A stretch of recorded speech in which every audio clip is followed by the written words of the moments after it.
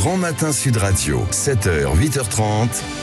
Patrick Roger. 7h55, l'heure de Carlier Libre, et Laurie va nous annoncer le thème de la chronique de Guy aujourd'hui. Eh bien, Guy va nous parler de deux génies de l'humanité qui sont nés un 6 mai et qui laisseront une trace dans l'histoire. Bonjour Guy. Bonjour Guy. Bonjour Laurie, bonjour Patrick, heureux de vous retrouver, bonjour à tous. Ouais. Mais avant de vous parler de ces deux hommes remarquables, nés un 6 mai, permettez-moi de vous dire un mot sur le week-end de Laurie. On l'imagine, ce week-end pluvieux, à la façon, vous voyez, d'un film de Romer, dans le silence de son nid douillet, à relire Proust en buvant du thé à la bergamote, dans le parfum d'une bougie parfumée à l'encens. Ces deux chats blottis contre elle. Pas du tout. Non. Elle a passé son dimanche à participer à une course d'obstacles dite médiévale. Médiévale signifiant dans la boue.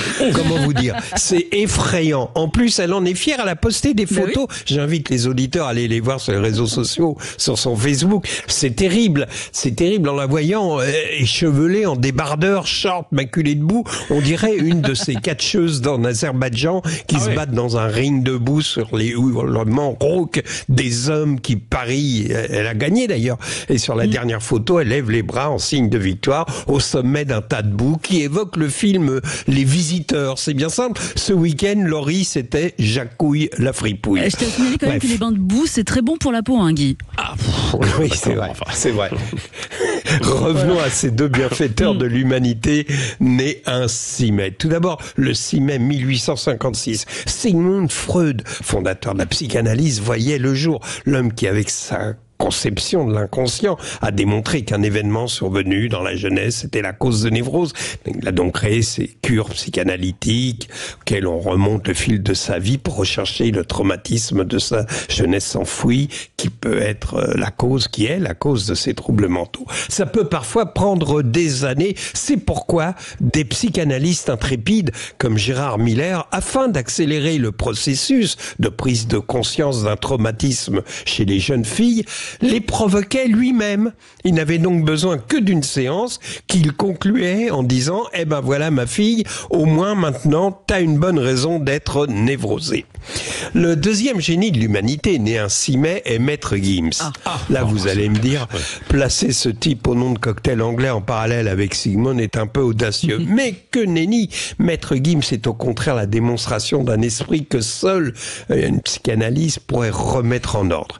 Car on se demande quel traumatisme terrible Maître Gims a pu vivre dans son enfance pour être dans une telle confusion mentale, développant des thèses pseudo-historiques, conspirationnistes, afrocentristes, prétendant, souvenez-vous, notamment détenir les preuves que les Égyptiens antiques avaient un réseau électrique sophistiqué grâce à des antennes qui se trouvaient au sommet des pyramides, fournissant le Caire en triphasé. Il paraît qu'ils ont retrouvé une boîte sur laquelle une inscription, un hiéroglyphe, qu'ils ont fait traduire par un spécialiste, a révélé qu'il était écrit « Compteur Linky ». Pour finir, j'ai une annonce à caractère personnel. Enfin, pardonnez-moi, pas tout à fait personnel, car il s'agit d'un partenariat Sud Radio. Notez la date du 22 mai, car ce soir-là, vous y serez, Patrick, au Théâtre de l'Européen à Paris. Aura lieu une représentation unique d'un spectacle qui vous fera rire, pleurer, chanter, bref, qui vous aidera à sortir vos émotions, aussi bien qu'une cure psychanalytique, ces émotions que vous cachez tout au fond de vous, qui ont besoin de prendre l'air. Et ce soir-là, on ira tous au paradis.